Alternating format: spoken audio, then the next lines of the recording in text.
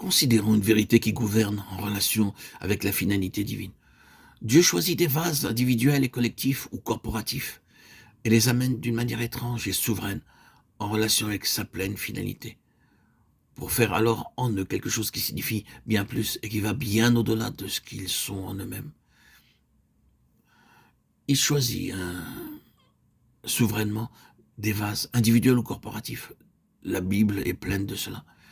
Il se met alors à travailler avec ces vases, à faire quelque chose de manière extraordinaire, de façon beaucoup plus pleine, pour que par le moyen de ce qu'il fait dans de tels vases élus, il puisse en atteindre bien d'autres au-delà de ce qu'ils sont en eux-mêmes. C'est une vérité qui gouverne. Il fera quelque chose dans un vase élu qui, allant bien au-delà de lui-même ou de ses membres, sera pour l'utilité d'un plus grand nombre.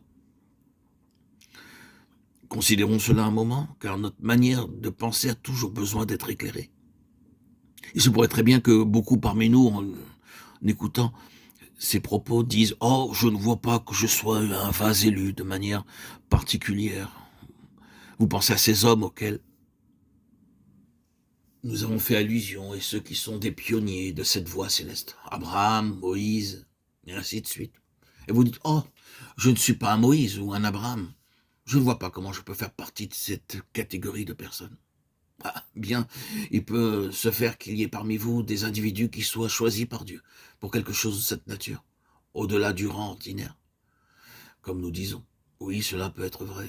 Mais il y a cet autre aspect, c'est que vous pouvez être une partie d'un vase corporatif ou collectif, seulement une partie de cet ensemble. Et si vous l'êtes, et probablement que vous l'êtes, je pense que j'irai plus loin en disant, et vous l'êtes si le Seigneur a posé sa main sur vous et mis en vous le sens de cette destinée, d'avoir été appelé à quelque chose de plus que juste être un chrétien. Ce sentiment très fort d'un appel. Si donc cet appel est en vous, vous pouvez considérer que vous êtes en rapport avec un grand dessein. Si cela est vrai, vous ne devez pas seulement vous regarder vous-même comme un simple individu avec vos propres expériences spirituelles, comme si vous étiez une personne seule ou comme si vous étiez quelque chose de très spécial.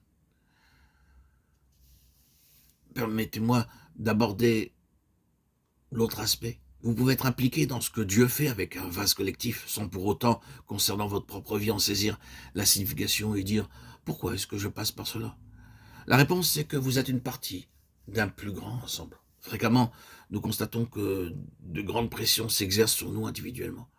Mais quand nous commençons à confronter certains récits, nous découvrons que d'autres croyants, liés spirituellement à nous, ont eu les mêmes expériences. C'est la grande loi du corps.